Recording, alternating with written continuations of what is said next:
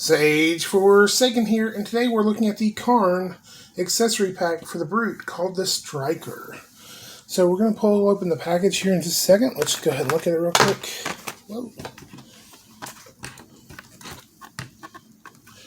So as you can see here, it is one of those like, hey, collect all the sets. And we've done videos for a couple of these, but not a lot of these. We're going to do more of these videos over the next week or two, because I've now got just about every set known to man. So, of course, the Brute Striker comes with a giant purple hammer. It does called the Glaven. It has the Strather, a shield that also is a battering ram in the hands of a Brute, and the Drathos, which is new dual head backpack bioweapon that can cut any surface with saber sharp jagged teeth. So interesting. So I'm going to go ahead and open this up.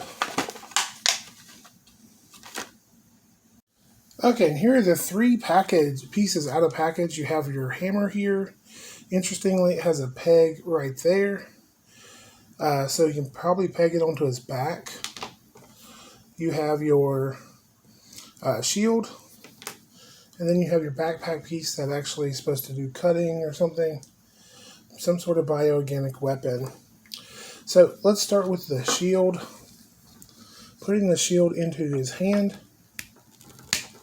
He can then basically hold it like this.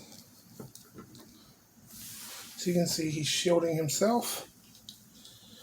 Obviously, you can kind of pitch it over so that, turn this into the light, so that basically it's shielding his body. From the front, it doesn't look like much, but it does have these like sharp protrusions that stick out. So it's pretty cool. Now, let's go ahead and look at the backpack piece on the figure. So, all these figures, of course, come with a peg in the back. So, I'll just be pegging this right into here. It's made to mold to his back. Feels like they make the peg just a tiny bit long, so it's not, like, they know the dimensions of their figure. It seems like it'd stay on better if the peg was a tiny bit shorter. Just personal thoughts on it. And there's the figure with two pieces on there. You can see both cannons way above his head and shoulders. Oops. Now he's going to be killed by Diaball. Okay, and of course, like I said, you can see almost see daylight between those two things there. If you look real close, it's kind of not a good look. In the fact that they molded both these pieces, but they didn't trust their molding, I guess, or they just made the peg too long. I'll probably try to chop the peg down just a tiny fraction and see how it fits, if it fits better. And then, of course, you have the hammer,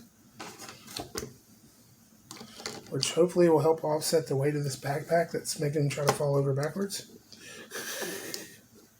Of course, you can pivot his legs forward, so that's not an issue. And, of course, interestingly, like, where's the handle on this thing?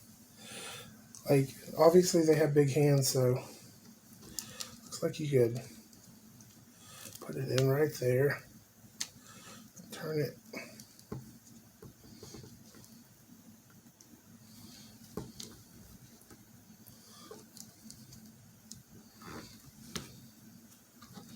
So it doesn't really like the grip it has based on where I put it. And someone's going to tell me that I'm an idiot. I put it in wrong. But there you go. You have the hammer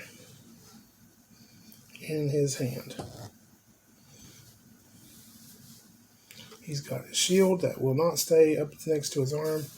It almost seems like they should have had a peg in the arm, kind of like the other figures have, so that basically stuff would stay where you want it to stay. Get some light on the subject here. There you go. There's your Brute fully tricked out with the Striker accessory pack. Okay, and thanks for liking, commenting, and subscribing. And as always, pour on the plastic.